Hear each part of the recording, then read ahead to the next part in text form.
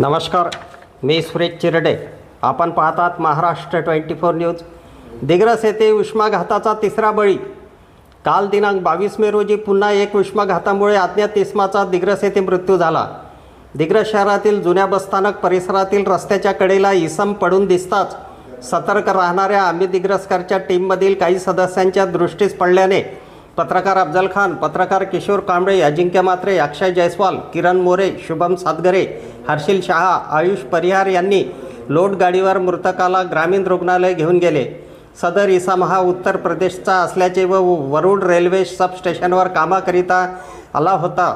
एकाच दिवशी उष्माघातामुळे तिघांचा मृत्यू झाल्याची घटना दिग्रस येथे घडल्याने शहरात खळबळ उडाली आहे. अफजल खान, ऋषिकेश हिरासह मी सुरेश चिरडे, महाराष्ट्र 24 न्यूज, दिग्रस, यवतमाळ.